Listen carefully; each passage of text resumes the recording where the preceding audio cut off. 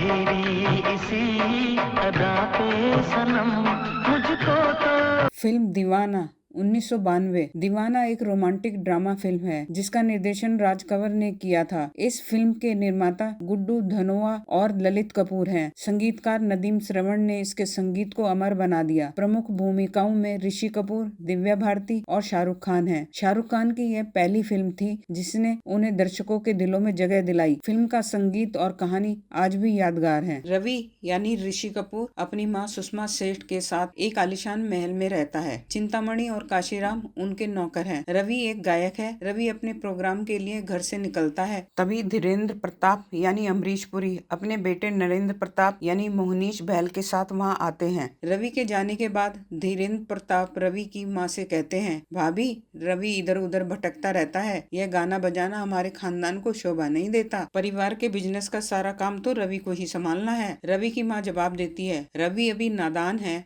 धीरे धीरे समझ जाएगा। वैसे भी वह यह सब शौकिया करता है। धीरेन्द्र प्रताप कहते हैं, लेकिन भाभी यह हमारी इज्जत का सवाल है। रवि की माँ कहती है, अब छोड़िए भी गुस्सा। इसके बाद धीरेन्द्र प्रताप कहते हैं, भाभी कुछ पेपर्स पर साइन करवाने हैं। ये जंगलात के कागज हैं, जो माल हमने सप्लाई किया था उसकी डिटेल्स, और ये कुछ नए टेंडर हैं। रवि की माँ पूछती है, बताइए कहाँ साइन करने हैं। धीरेन्द्र प्रताप कहते हैं, लेकिन भाभी एक बार पढ़ तो लीजिए। रवि की माँ कहती है, आपने सब पढ़ ही लिया होगा। फिर रवि की माँ सारे पेपर्स बिना पढ़े साइन कर देती है। इसके बाद वे वहाँ से चले जाते हैं। धीरेन्द्र प्रताप अपने ऑफिस में अपने बेटे से कहते हैं, यह दौलत भी क्या चीज है, जितनी भी आ जाए कम लगती है। मैं सौतेला था ना, तुम नहीं जानते सौतेले का मतलब क्या होता है। सारे अपमान का बदला लूंगा, पूरे खानदान को मिटा दूंगा। उनकी बातें हवेली का वफादार नौकर काशीराम सुन लेता है, लेकिन वे उसे देख लेते हैं। वे काशीराम के पीछे भागते हैं और उसे मार देते हैं। रवि का स्टेज प्रोग्राम होता है। सोचेंगे तुम्हें प्यार करके नहीं। इसके बाद काजल यानी दिव्या भारती जो पहाड़ी पर रहती है, रवि का कार्यक्रम देखकर उसकी फैन हो जाती है और उसका ऑटोग्राफ मांगती है। काजल अचानक गिर जाती है तो रवि उसे उठाकर उसके घर तक छोड़ने जाता है। धीरे धीरे दोनों के बीच पत्रों के माध्यम से बातचीत शुरू होती है और वे एक दूसरे से प्रेम करने लगते हैं। एक दिन रवि काजल से कहता है, आई लव यू। यह सुनकर काजल शर्मा जाती है और भागने लगती है। रवि उसे आवाज लगाता है और उसके लिए एक गाना गाता है।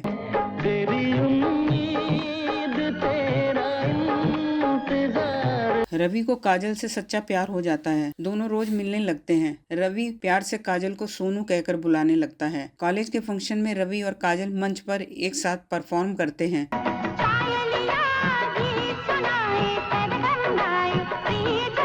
रवि गीत को आगे बढ़ाता है।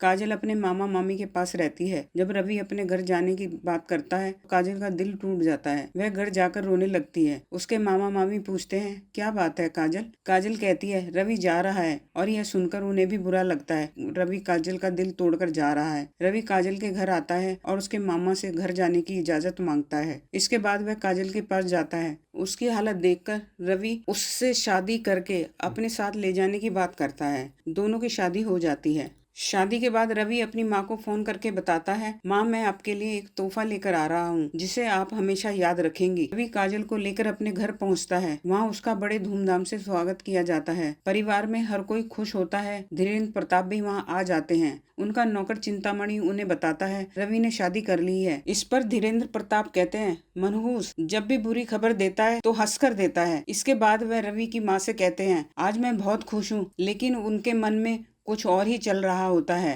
काजल रवि को देखकर एक गीत याद करती है।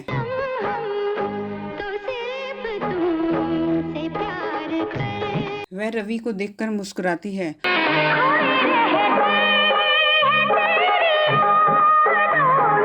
रवि भी गीत को आगे बढ़ाता है।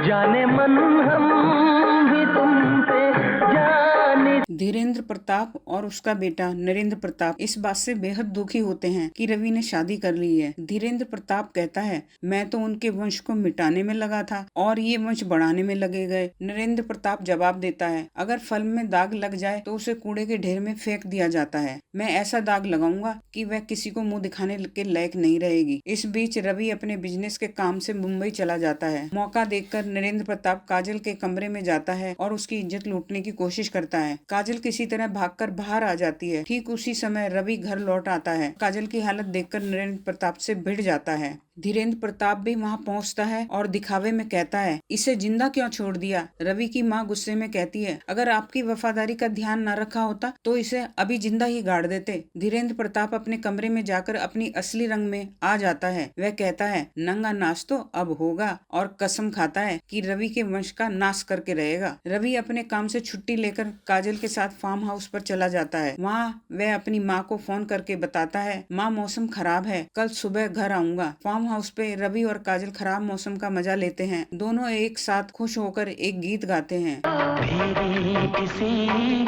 अदा पे सनम मुझको तो। अगले दिन दोनों रवि और काजल घर जाने की तैयारी करते हैं। तभी नरेंद्र प्रताप आकर रवि और काजल पर हमला कर देता है। वे लड़ते लड़ते हवेली से बाहर निकल जाते हैं और भागने लगते हैं। नरेंद्र प्रताप के आदमी उनका पीछा करते हुए उन्हें एक झरने तक ले जाते हैं। वहाँ नरेंद्र प्रताप के आदमी तलवार से हमला करते हैं, लेकिन रवि बहादुरी से लड़ता है। जो भी आदमी रवि के पास आता है वह उसे मार गिराता है। आखिर में नरेंद्र प्रताप खुद आता है और रवि को गोली मार देता है। घायल रवि आखिरी ताकत जुटाकर नरेंद्र प्रताप के पास पहुंचता है। तलवार से उसके पेट पे वार कर देता है। नरेंद्र प्रताप मर जाता है। इसके बाद रवि झरने में गिर जाता है। काजल घर लौट आती है। रवि की माँ उसकी हालत देखकर घबरा जाती है और रवि के बारे में पूछती है। काजल रोते हुए कहती है, मार डाला, और रवि की माँ से लिपट कर रोने लगती है। तभी धीरेन्द्र प्रताप वहाँ आ जाता है। उसे देखकर रवि की माँ गुस्से में कहती है, तू क्या सोचता है कि तू बच जाएगा? सारी दुनिया को चिल्ला चिल्ला कर बताऊंगी कि तूने क्या किया है। इस पर धीरेन्द्र प्रताप कहता है, बताएगी तब ना जब तू बचेगी। और वह रवि की माँ और काजल की गर्दन पकड़ लेता है। वह कहता है, मैं अभी अभी अपने बेटे की लाश देखकर आया हूँ। इस हवेली ने कई जश्न देखे हैं, लेकिन अब इसकी दीवारें दर्दनाक चीखे सुनेंगी। यहाँ अब मातम होगा। इसके बाद वह दोनों को काल कोठरी में बंद कर देता है। हवेली का नौकर चिंतामणि, जो खुद को पाप का भागीदार मानता है, रवि की माँ के पास आता है। वह कहता है,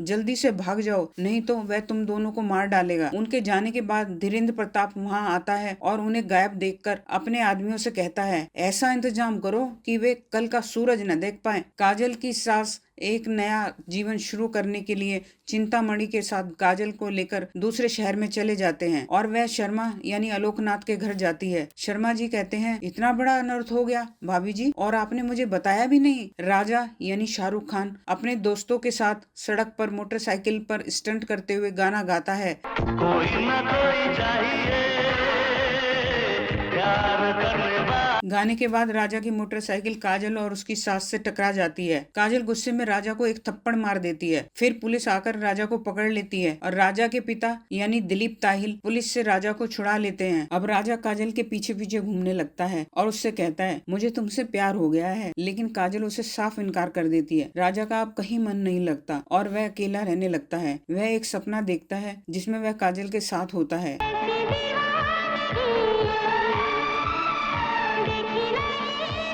राजा काजल को मंदिर जाते समय रास्ता रोक लेता है और उससे शादी करने की बात करता है, लेकिन काजल उसे डांट देती है और कहती है, मैं किसी की विधवा हूँ, मैं ऐसा सोच भी नहीं सकती। और वह वहाँ से भागकर अपनी सास के पास जाकर लिपट कर रोने लगती है। वह कहती है, मुझे अब नहीं जीना, मैं मर जाना चाहती हूँ। उधर राजा अपने पिता से कहता है, मैं एक विधवा से शादी करना चाहता हूँ। उसके पिता उसे मना कर देते हैं। राजा गुस्से में कहता है, अगर मैं शादी करूंगा तो उसी से करूंगा और दुनिया की कोई ताकत मुझे रोक नहीं सकती, आप भी नहीं। रमाकांत साय, जो राजा के पिता हैं, कुछ गुंडों को काजल के घर भेजते हैं। गुंडे काजल के घर की तोड़फोड़ करते हैं और घर का सारा सामान बाहर फेंक देते हैं। तभी राजा वहां पहुंचता है और उन गुंडों का सामना करता है और भगा देता है। इसके बाद राजा अपने घर लौटता है, जहां एक पार्टी हो रही होती है। पार्टी में राजा अपने पिता से झगड़ता है और अपना रिश्ता पिता से खत्म कर देता है और फिर काजल के घर जाता है। राजा काजल की सास के सामने हाथ जोड़कर कहता है, माँ, मैं सब कुछ छोड़कर आपके पास आ गया हूँ, मुझे काजल की भीख दे दो। बार बार यही बात दोहराते हैं कि मुझे काजल की भीख दे दो। यह सुनकर काजल की सास को राजा पर दया आ जाती है। वह काजल से कहती है, बेटा राजा के साथ शादी कर ले। लेकिन काजल मना कर देती है और कहती है, मुझे उनकी यादों से दूर मत करो। काजल की सास गुस्से में कहती है, अगर तूने शादी नहीं की तो मेरा मरा हुआ मुंह देखेगी। काजल अपनी सास की बात मान जाती है और राजा और काजल की शादी हो जाती है। सुहाग रात पर राजा काजल से कहता है, जब तक मैं तुम्हारे दिल में जगह नहीं बना लेता तब तक मैं तुम्हें छूंगा नहीं। राजा अपने दोस्तों के साथ मिलकर मोटर मैकेनिक का काम शुरू कर देता है। वो अपने छोटे से गैराज में गाड़ियों की मरम्मत और सर्विसिंग का काम करता है। कुछ समय बाद राजा की गाड़ी